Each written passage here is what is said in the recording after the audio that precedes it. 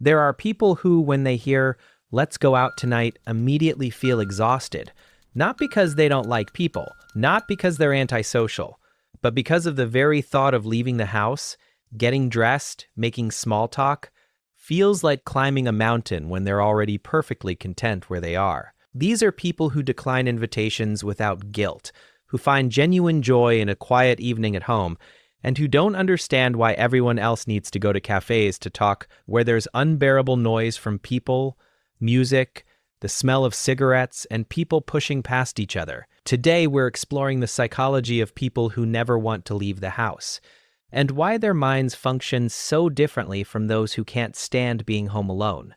First, let's clarify what we're talking about. This isn't agoraphobia, a clinical fear of leaving safe spaces. This isn't depression keeping someone isolated from others.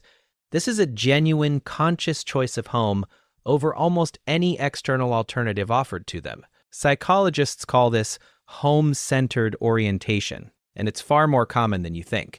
These are people whose natural state is contentment within their own four walls. Their home isn't a place they retreat to when the world becomes too much. It's their preferred environment, their foundation, the place where they truly want to be, their safe place. And here's what's fascinating.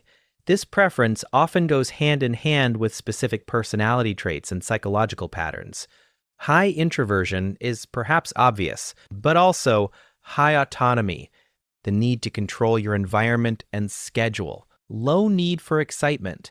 They don't need novelty or stimulation to be satisfied. Rather, they've learned to meet their own needs without external influence. But there's something deeper here, something about how these people learn to relate to the world. Many people strongly prefer staying home developed this orientation early, and often it stemmed from a specific type of childhood experience. Imagine a child coming home to an empty house after school. Parents are often not home. No organized activities for them. No one to ask how was school. As soon as they walk through the front door of their home, just silence. They need to figure out their own afternoon. What does that child learn? What do you think? They learn that home is their territory, their controlled environment, the place where they don't have to perform for anyone or meet anyone's expectations or fake a smile. They learn to entertain themselves, to find satisfaction in their own planned activities, to create their own structure instead of relying on external influences, and crucially, they learn that being alone doesn't mean being lonely. This is the foundation many homebodies are built on. Radical self-reliance within a safe, controlled space. When you grow up essentially raising yourself, yes, I said raising yourself, for a significant part of the day, you develop a different relationship with solitude. It's not something you fear or avoid or feel lonely about. It's your natural state, your comfort zone. Home becomes psychologically coded as the place where you're most yourself, where you don't have to manage other people's expectations or their energy, where you're free. And once that state is established, it rarely changes. You know why? Well, it's simple, because they don't want to. There's another psychological pattern at play, the need for environmental control. People who strongly prefer staying home often have low tolerance for unpredictability, which relates to when you leave your house. You surrender control. You can't control who you'll encounter, what problems will arise, how long things will take, whether you'll feel comfortable. At home, you control everything. Temperature, lighting, noise level, who has access to your space, when you eat, what do you wear, whether you want to communicate with anyone or not. And often, this need for control developed due to early experiences with lack of control. Children who grew up in unstable environments, high divorce rates, economic uncertainty, unpredictable family dynamics, rejection at school, learned that the outside world is chaotic and unreliable, but their room, their house when parents weren't home, that they could control, so they created order within their controllable space. They developed routines. They made their home environment exactly what they needed it to be. And as adults, they simply continued that pattern. Home is where they can create perfect conditions for themselves. Leaving means accepting imperfect conditions imposed by others. The choice is obvious which of these two they choose. Let's talk about something homebodies rarely admit out loud. They don't have the energy to leave their homes. The smile when you run into a neighbor, the how are you exchange of a few words, quick conversations before meetings, the appropriate enthusiasm when someone shares news you don't really care about. These small performances accumulate, and people who never want to leave the house are often those who are most aware of and most drained by these constant performances. They look at social interaction with clear eyes. They recognize that most social exchanges are scripted performances, not genuine connection, and they've decided that ritual isn't worth the energy. This often stems from a particular psychological orientation, low tolerance for inauthenticity. Many homebodies were raised in environments where they learned to trust actions over words, where they watched adults behave one way in public and differently in private, where they developed a finely tuned detector for nonsense. So when they're expected to participate in the same performative social rituals they see as empty, they resist. Why pretend you care about the weather when neither of you actually cares? Why, when no one has time to listen to you or you to them? For example, how many times has it happened to you that when you meet a friend in town, you ask each other, "What's new?" And you tell him, and he tells you nothing. Or that well-known phrase, "Hey bro, I'm in a hurry, we'll catch up or I'll call you." And of course, nothing comes of it. So why fake enthusiasm for plans you're already dreading? Why participate in elaborate social theater when you can simply not participate? At home, there's no need for performance. You can be exactly who you are, feeling exactly what you feel without managing anyone's perception of you. That authenticity, or more accurately, that freedom from required inauthenticity, is psychologically priceless for homebodies. There's another element crucial to understanding homebody psychology: a deeply rooted need for privacy. People who never want to leave the house often have strong boundaries around their personal life, their space, and their time. They don't broadcast their activities on social media. They don't feel the need to document experiences to validate that they happened.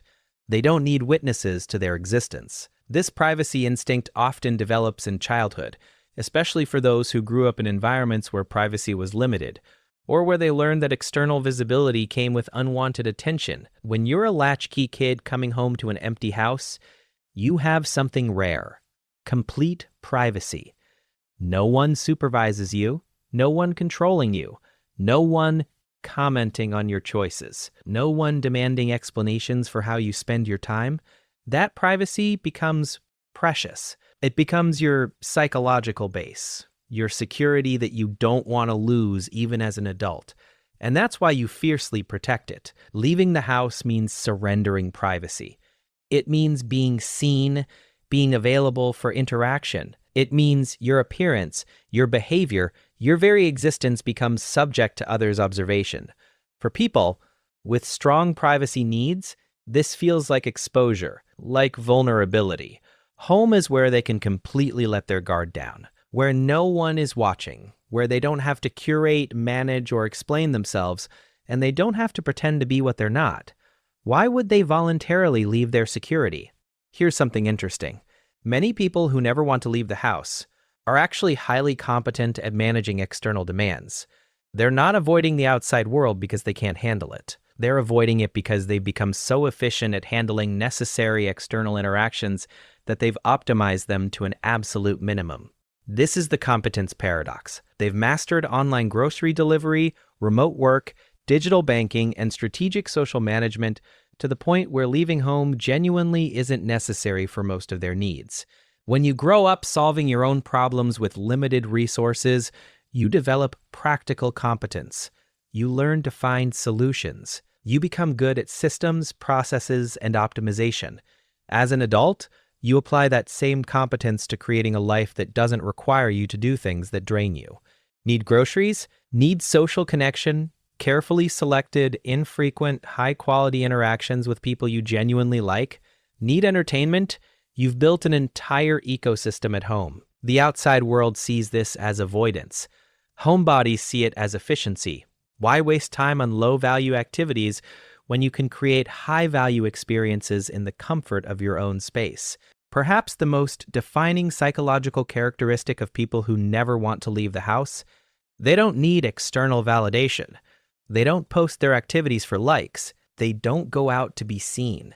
They don't collect experiences to prove they're living life right.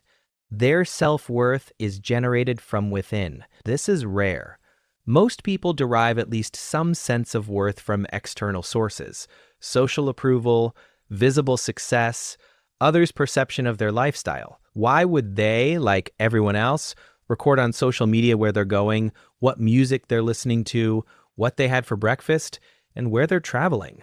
Homebodies don't. And often, this came from learning early that external validation is unreliable. When you're a child raising yourself, there's no one consistently providing validation. No one to praise your achievements, notice your efforts, or affirm your worth. So you learn to generate your own sense of accomplishment, your own sense of worth, your own internal scoreboard. You finish your homework, you know you did it well, you make yourself dinner, you feel satisfied by your self-sufficiency. You spend an afternoon reading, you don't need anyone to confirm that was time well spent. This internal validation system becomes so well developed that external validation starts to feel hollow. What does a stranger's approval matter when you already know your own worth? What does social media validation add to an experience you genuinely enjoyed? Nothing. So why chase it? Home becomes the place where you can simply exist without performing for external validation, where your worth isn't determined by how many people saw you or approved of your choices. Here's why this psychology matters now more than ever. We live in a culture that constantly pushes external engagement. Go out, be social, network, experience things, document everything. Prove you're living your best life. Honestly, I think these people are very sad and unhappy if they're posting everything on social media. Smile, click for a picture, and the smile quickly fades while waiting for likes and comments about how happy and fulfilled you look.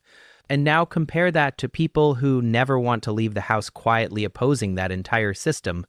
They're saying, what if home is enough? What if quiet contentment is more valuable than curated experiences? What if solitude is a choice, not a problem to solve? In a world struggling with burnout, social media exhaustion, and constant pressure to do more and be more, homebody psychology offers an alternative model. A model where you prioritize your own energy over others' expectations, where you create a life that truly fits your needs instead of performing someone else's idea of a good life, where you're sufficient unto yourself and don't need constant external stimulation to feel alive. This isn't antisocial, it's selectively social. The psychology of people who never want to leave the house is the psychology of security. It's a mindset built on early experiences of solitude that taught them home is safety, control, and authenticity. That external demand is draining, that their own company is not just acceptable but preferable. They learned to meet their own needs, to generate their own contentment, to build a life that doesn't require constant external input to be complete. They're not broken, they're not missing out, they're not avoiding life. They're living it exactly as they choose. Quietly, privately, on their own terms. In a world that constantly demands you be somewhere else, doing something else, being someone else, they've mastered something rare, being perfectly content exactly where you are. Are you perhaps like this, not wanting to go out? Or maybe you have a friend who is like this. And how do you view them? If you'd like, share your experiences with me.